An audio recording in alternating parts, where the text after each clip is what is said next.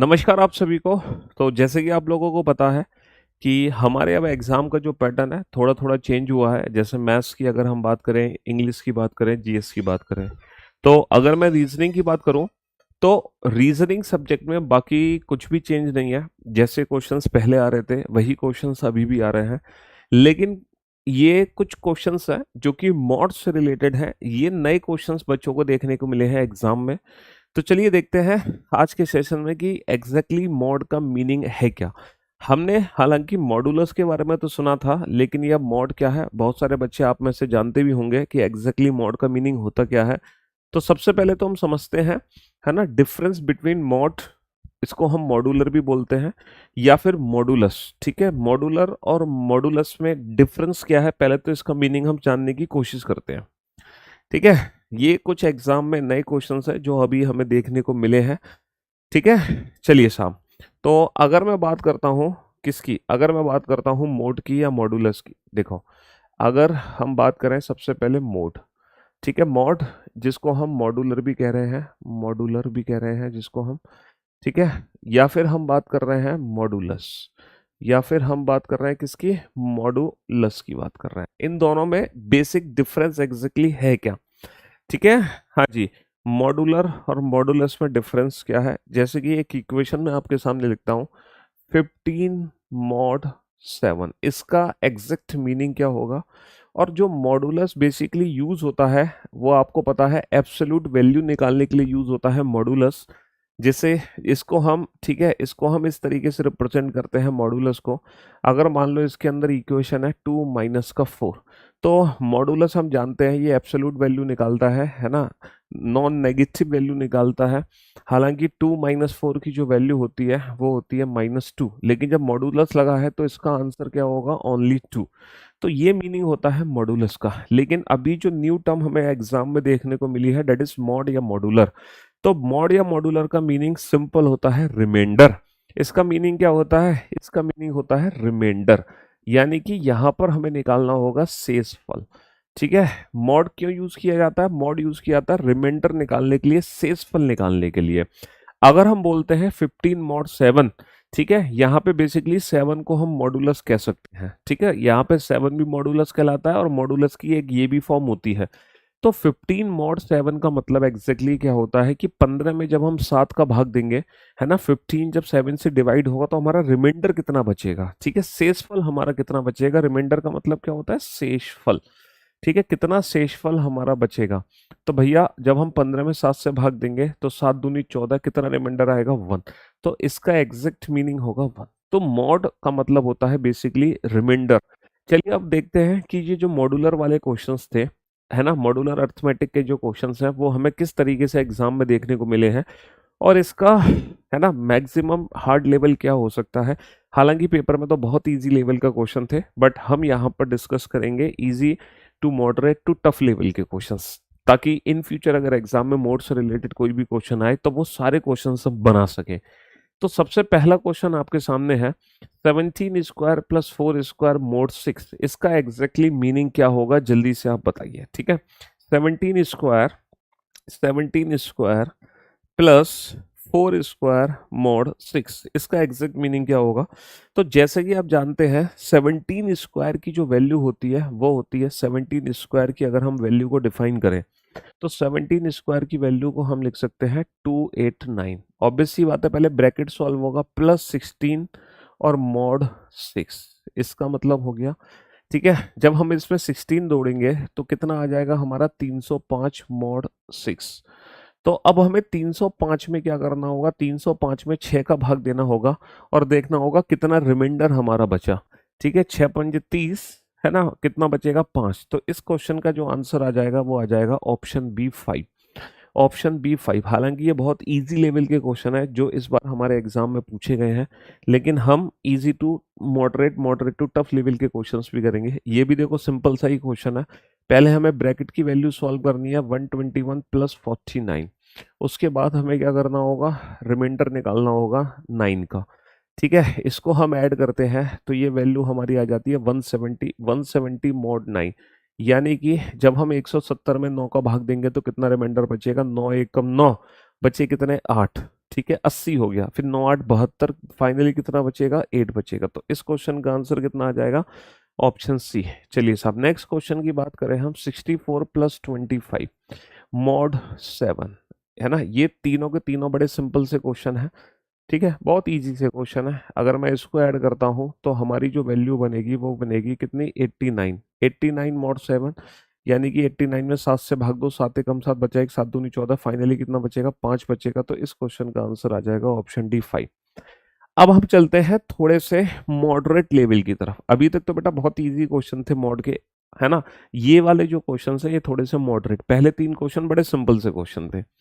यहाँ पर हमें क्या करना होगा, पहले हमें इस पूरी इक्वेशन को सॉल्व करना होगा और लास्ट में हमें 7 का रिमाइंडर निकालना होगा।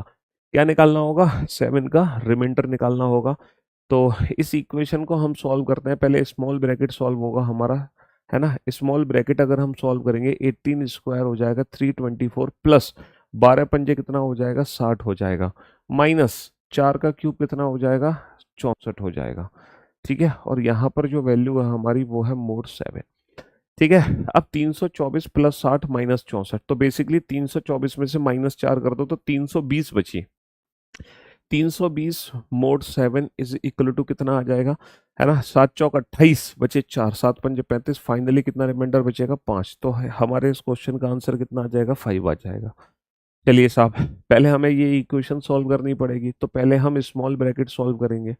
अच्छा, स्मॉल ब्रैकेट में पहले हम डिवाइड करेंगे फिर प्लस करेंगे, समझ रहे हो। और 3 स्क्वायर 9 हो जाएगा, 25/5 कितना होगा, 25/5 5 हो जाएगा, 5 प्लस का 9 हो जाएगा 14, 14 दूनी कितना 28 हो जाएगा। तो बेसिकली ये आ गया 28 मॉड 6।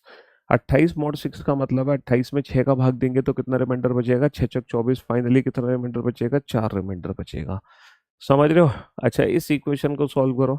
सबसे पहले हम स्मॉल ब्रैकेट सॉल्व करेंगे, 6 6 36, 36 में से माइनस का 4 तिया 12, 36 माइनस का 12 24 हो गया, प्लस प्लस 8/2 कितना हो गया, 4 हो गया, 24 और 4 28, 28 में जब 5 का भाग देंगे तो 25 25 कितना रिमाइंडर बचेगा हमारा, 3 रिमाइंडर बचेगा।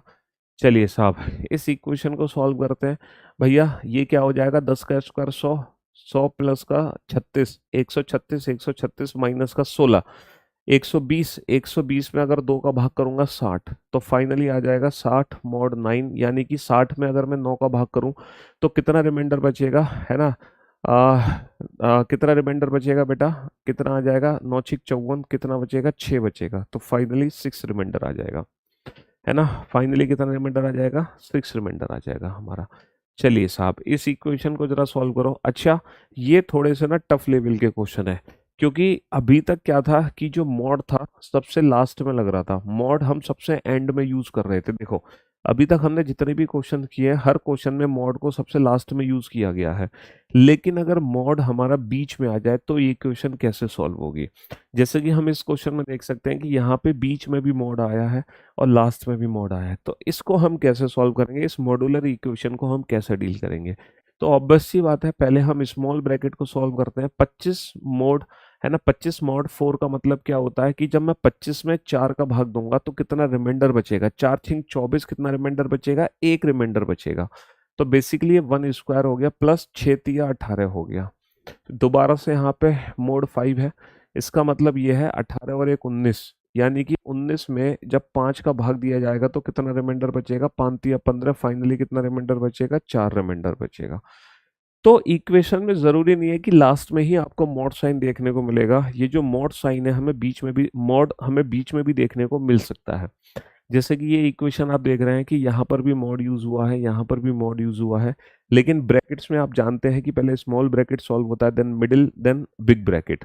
तो हम सबसे पहले स्मॉल ब्रैकेट सॉल्व करेंगे। 18 प्लस का 7 कितना हो जाएगा, 18 और 7 25, और 25 के आगे क्या लिखा हुआ है, मॉड 6, प्लस का हो जाएगा बेटा, स्मॉल ब्रैकेट के अंदर ही चीजें लिखी हुई है यहाँ पर, ठीक है। क्या लिखी हुई है, 25 25 25 मॉड, है ना, 4, ठीक है। और ये हो गया, लास्ट में हमें 2 का मल्टीप्लाई कर देना। अच्छा, इसका मीनिंग क्या होगा, सर 25 में जब 6 का भाग देंगे तो कितना रिमाइंडर बचेगा, 6 चौक 24, कितना रिमाइंडर बचेगा, 1 रिमाइंडर बचेगा, प्लस, और 25 में जब 4 का भाग देंगे, 4 6 24, कितना रिमाइंडर बचेगा, 1 बचेगा, 2, है ना। 1+1 2, 2 × 2 कितना हो जाएगा, 2 × 2 हो जाएगा 4, 2 × 2 कितना हो जाएगा, 4 हो जाएगा। तो है ना, बीच में भी मॉड का हम यूज कर सकते हैं, जैसे कि ये इक्वेशन आप देख रहे होंगे। अब इस इक्वेशन को कैसे सॉल्व करना है सर, सबसे पहले हमें स्मॉल ब्रैकेट को सॉल्व करना होगा। देखो 3 का स्क्वायर तो 9 हो जाएगा, प्लस 27 mod 5 का मतलब क्या है, 27 में जब 5 का भाग देंगे तो कितना रिमाइंडर बचेगा, 25, कितना रिमाइंडर बचेगा, 2 रिमाइंडर बचेगा। ठीक है, ये 2 हो गया। अच्छा, यहाँ पे ये स्मॉल ब्रैकेट है और स्मॉल ब्रैकेट के बाद ही ×2 लिखा हुआ है, फिर बिग ब्रैकेट है और mod 6 है।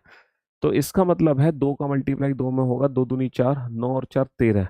फाइनली हमारा जो इक्वेशन बनेगी वो 13 mod 6 बनेगी, यानी कि 13 में जब 6 का डिवाइड दोगे तो कितना रिमाइंडर बचेगा, 6 × 2 = 12, 1 रिमाइंडर बचेगा। 6 दूनी 12, कितना रिमाइंडर बचेगा, 1 रिमाइंडर बचेगा। अब इस इक्वेशन को कैसे डील करेंगे हम, देखो मॉड यहाँ भी है, मॉड यहाँ भी है। सबसे पहले हम स्मॉल ब्रैकेट सॉल्व करेंगे, ये हमारा स्मॉल ब्रैकेट लगा हुआ है। 64 mod 7, यानी कि 64 में जब 7 का डिवाइड करेंगे तो कितना रिमाइंडर आएगा, है ना। 9 × 7 = 63, 7 × 63 कितना बचा, 1। यानी कि 64 में जब 7 का डिवाइड करोगे तो 1 रिमाइंडर बचेगा। वहाँ पे स्क्वायर लिखा हुआ है, माइनस का 2 का क्यूब है, और हमारा क्या है फाइनली, मॉड मॉड 9 है।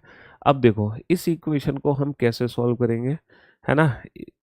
इस इक्वेशन को हम कैसे डील करेंगे, क्योंकि अब जो वैल्यू आ रही है हमारी नेगेटिव निकल कर आ रही है, और यहाँ पर मॉडुलस भी नहीं है। यहाँ पर क्या नहीं है, यहाँ पे मॉडुलस भी नहीं है। तो रिमाइंडर थ्योरम आपने पढ़ी होगी, 1 - का 8 -का 7 mod 9। अब -का 7 mod 9 का मतलब क्या है ना।